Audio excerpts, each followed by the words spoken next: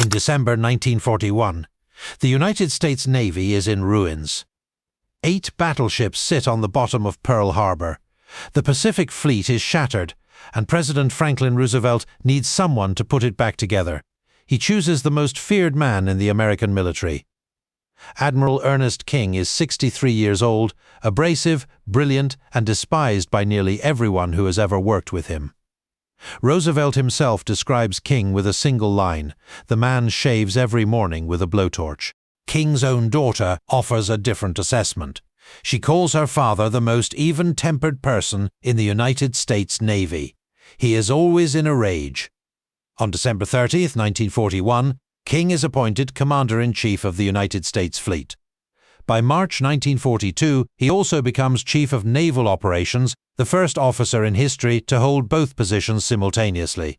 Admiral Ernest King now controls the planning, operations, and administration of every American warship on every ocean in the world. Winston Churchill is watching from London. He does not yet realize that this single appointment will reshape the balance of power between their two nations permanently. The British have reason to be wary. General Hastings Ismay, Churchill's chief military advisor, later describes King in terms usually reserved for adversaries, not allies. Tough as nails, blunt and standoffish, almost to the point of rudeness. Intolerant and suspicious of all things British, especially the Royal Navy. But Ismay's assessment goes deeper. He identifies the real threat. War against Japan, Ismay writes, is the problem to which King has devoted the study of a lifetime, and he resents the idea of American resources being used for any other purpose than to destroy the Japanese. This is not mere personal animosity. King's distrust of the British runs deep, rooted in decades of watching the Royal Navy treat the US Navy as a junior partner. He views Churchill's famous powers of persuasion as a direct threat, convinced the Prime Minister will manipulate Roosevelt into neglecting the Pacific theater. For the Allied High Command, this presents an extraordinary problem. The most powerful naval officer in the world does not trust his most important ally. In theory, the problem has already been solved. Weeks before King's appointment, Roosevelt and Churchill met at the Arcadia Conference in Washington. The two leaders agreed on a strategy that would define the entire war: Germany first. The logic is sound. Nazi Germany controls most of Europe. The Soviet Union is fighting for survival on the Eastern Front, tying down over 75% of German ground forces.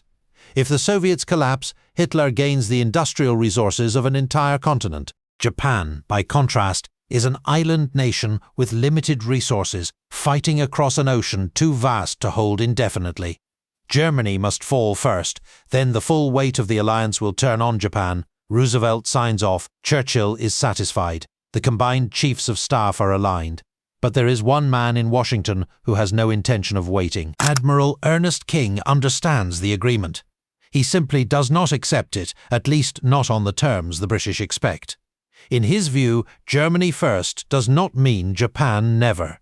The Pacific theater, he argues, is receiving only 15% of available Allied resources. It should be receiving 30%. This may sound like a bureaucratic quibble. It is not. The difference between 15% and 30% of American industrial output in 1942 represents thousands of ships, hundreds of aircraft, and tens of thousands of men. And King is not asking permission. He is the Commander-in-Chief of the United States Fleet. He controls where the ships go. Churchill will later describe the resulting struggle as one of the most difficult challenges of the entire alliance, more dangerous in some ways than anything the Germans could throw at them. Because the enemy he faces in Admiral King is not trying to defeat Britain. He is simply making it irrelevant. On paper, the American versus British strategy in WW2 is clear: Germany first. The Pacific can wait. In practice, King wages a shadow campaign to ensure the Pacific does not wait at all. In the first 6 months after Pearl Harbor, the U.S. Army deploys more than 300,000 soldiers overseas to the Pacific. Fewer than 100,000 go to Europe. America's first major offensive of the entire war is not against Germany. It is Guadalcanal, August 1942, deep in the South Pacific. The British are alarmed. At the Casablanca Conference in January 1943, Field Marshal Sir Alan Brooke chief of the Imperial General Staff, directly accuses King of favoring the Pacific War. The argument turns violent. The combative General Joseph Stilwell, watching from the sidelines, describes what happens next. Brooke got nasty, and King got good and sore. King almost climbed over the table at Brooke. Brooke later calls it the mother and father of a row. But the confrontation at Casablanca changes nothing. King continues to divert resources westward, and the numbers are devastating for the British position. By December 1943, 2 full years into the war, the balance between Europe and the Pacific is supposed to be heavily tilted toward Germany. It is not. Against Japan, the United States has deployed 1,873,023 men, 7,857 aircraft, and 713 warships. Against Germany, the totals are 1,867 men, 8,807 aircraft, and 515 warships. The numbers are nearly identical. The Germany First Agreement is, in practical terms, a fiction. King has not openly defied Roosevelt or Churchill. He has simply interpreted holding action in the Pacific so aggressively that it becomes a full-scale offensive. The implications for the combined chiefs of staff are clear. Britain's ability to shape Allied strategy is eroding with every ship that sails west instead of east.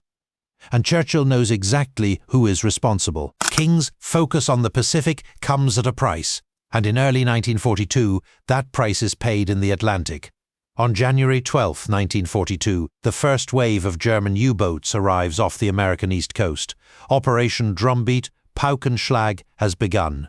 Admiral Karl Donitz has sent just 5 long-range Type 9th submarines to American waters. He expects modest results. What he finds exceeds anything the German submarine service has ever experienced. The American coast is not blacked out. Cities blaze with light. Merchant ships sail independently, with navigation lights burning along predictable routes. There are no convoys, no organized coastal patrols. Offers of civilian ships and aircraft to help are rejected. The Germans cannot believe their luck. Donitz's commanders report conditions almost exactly those of normal peacetime. The towns are a blaze of bright lights. They begin calling it the second happy time. The British have warned the Americans. Years of bitter experience in the Battle of the Atlantic have taught them one lesson above all others. Ships sailing in convoy, with or without escort, are far safer than ships sailing alone. They recommend convoys, coastal blackouts, and removing navigational markers. None of it is attempted. Admiral King's position is that the US Navy has too few escorts to protect convoys, and that poorly escorted convoys would only provide U-boats with concentrated targets. The British consider this reasoning dangerously wrong. They have already proven at enormous cost that convoys work, but King will not listen. And the Americans continue to send their anti-submarine vessels on offensive patrols, hunting for U-boats in the open ocean. Instead of protecting the targets the U-boats are coming to find. The result is a catastrophe unlike anything the Battle of the Atlantic has seen. Between January and August 1942, Axis submarines sink 609 ships totaling 3.1 million tons along the American coast. The U-boats lose just 22 of their own. It is roughly 1/4 of all Allied shipping destroyed by U-boats during the entire war, concentrated into just 7 months. The month-by-month figures are staggering. January 196,000 tons, February 287,000 tons, March 354,000 tons. The losses keep climbing. In April 1942, 75% of the tankers leaving ports in Texas and Louisiana are sunk before they can join transatlantic convoys. The Germans call it the American shooting season. Donitz's commanders sometimes surface and shell cargo ships with their deck guns to save torpedoes. U-boats operate in coastal waters so shallow they can barely submerge. At one point, 13 American destroyers sit idle in New York Harbor while merchant ships are torpedoed within sight of Long Island. More than 5,000 merchant seamen and passengers lose their lives in London. The reaction is fury and disbelief. Patrick Beasley of the Admiralty's Operational Intelligence Centre, who has been tracking U-boat movements through signals intelligence, later writes that it seems inconceivable that the Americans could have been so completely and totally unprepared. Churchill is beside himself. Britain is fighting for survival, and the shipping losses off the American coast threaten the entire Allied supply chain. Every tanker sunk in the Gulf of Mexico is oil that will never reach Britain.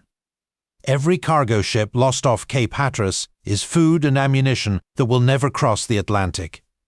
In March 1942, the Royal Navy transfers 24 anti-submarine trawlers and 10 corvettes to the American East Coast. British warships sent to protect American waters because the US Navy WW2 command structure will not do it itself. The Royal Canadian Navy begins escorting convoys between Boston and Halifax the same month. It is a humiliation, and King knows it. The turning point comes slowly. In April, limited daytime-only convoys begin. On May 14, 1942, the first organized US coastal convoy sails from Hampton Roads to Key West. The effect is immediate. Losses along the East Coast plummet, where 128 ships had been sunk in the first quarter of 1942. Only 21 are lost in the second quarter. In the third and fourth quarters, none. Donitz recognizes the shift instantly and withdraws his U-boats to seek easier targets elsewhere. The convoy system works precisely as the British said it would. King never publicly admits he was wrong, but the US Navy now adopts the convoy system fully, and it is King's destroyer escort program that ultimately helps break the U-boat offensive in the Atlantic for good. The same man who refused to learn from British experience in January is building the most powerful anti-submarine force the world has ever seen by December. It is this capacity to be catastrophically wrong and then overwhelmingly right that makes King so dangerous, not to the Germans, to the British. Because the U-boat crisis reveals something far larger than a tactical failure. It reveals the sheer industrial power that King commands. The losses of the Second Happy Time are devastating, but America replaces them. By 1943, American shipyards are launching Liberty ships faster than U-boats can sink them. The US Navy is commissioning new destroyers, destroyer escorts, and escort carriers at a rate that dwarfs anything the Royal Navy can produce. The Two-Ocean Navy Act of 1940 had authorized 1,325,000 tons of new warships. By 1945, the results exceed anyone's imagination. The US Navy expands from roughly 350 major combatant ships at the time of Pearl Harbor to 6,768 ships on VJ Day. Among them, 28 fleet aircraft carriers, 71 escort carriers, 23 battleships, 72 cruisers, 377 destroyers. The US Navy now represents over 70% of the world's total naval tonnage of ships 1,000 tons or greater. Churchill watches the numbers, and he understands what they mean. By 1944, the World War II naval strategy that King has been building since Pearl Harbor reaches its climax. The US Navy is no longer a supporting player in a British-led alliance. It is the dominant naval force on the planet, and King intends to make sure everyone knows it. In the Pacific, King's two-pronged offensive is rolling toward Japan. MacArthur's forces advance through the Southwest Pacific, while Nimitz's carriers drive across the Central Pacific. The battles of the Philippine Sea and Leyte Gulf shatter what remains of the Imperial Japanese Navy. The British, forced by their own chiefs of staff, offer to send a fleet to the Pacific. King resists. He does not want British warships operating in what he considers an American theatre under American command. The British Pacific Fleet is eventually formed in November 1944 over King's objections, but American officers quietly help supply it, as one later notes, with anything and everything that could be given without Admiral King's knowledge. For Churchill, the implications are bitter. Britain entered the war as the world's greatest naval power, the inheritor of a tradition stretching from Trafalgar to Jutland. The Royal Navy had been the guarantor of the British Empire for centuries. Now it is being eclipsed, not by an enemy, by an ally. The British Pacific Fleet, when it finally deploys, numbers 4 battleships, 6 fleet carriers, 15 smaller carriers, and over 750 aircraft. It is the largest foreign deployment in Royal Navy history. It operates as Task Force 57 under American command, a subordinate formation in someone else's war. The Royal Navy discovers, painfully, that it lacks the logistics infrastructure to sustain itself far from its traditional bases. British ships have roughly a third of the refrigeration capacity of comparable American vessels. Their refueling techniques are slower, their fleet train is inadequate. They are dependent on American support for everything from fuel to spare parts. The world's most storied navy has become a junior partner. King's ultimate vindication comes in the numbers. The US Navy's expansion from roughly 300 ships in 1941 to nearly 7,000 by 1945 is the largest and fastest naval buildup in human history. It is King who oversees every aspect of it: planning, construction, training, and deployment. The man who was headed for forced retirement in 1941, assigned to the twilight tour of the General Board, has built the most powerful navy the world has ever seen. He has fought Churchill and the British Chiefs of Staff to a standstill on strategy. He has bent the Germany First Agreement until it is unrecognizable. He has ensured that the Pacific War is fought on his terms, with his ships under his doctrine. And he has done something Churchill feared more than any German offensive. He has ended 3 centuries of British naval supremacy, not with guns, but with shipyards. After the war, King is promoted to Fleet Admiral, 5-star rank. He retires and largely disappears from public life, dying in 1956 at the age of 77. His legacy is contested. Historians debate whether his defiance of the Germany First strategy prolonged the war in Europe or shortened the war overall. His refusal to adopt convoys in early 1942 cost thousands of lives, yet the destroyer escort program he ultimately built helped win the Battle of the Atlantic. His treatment of the British was often needlessly hostile, yet his strategic vision of a 2-ocean navy proved prophetically correct.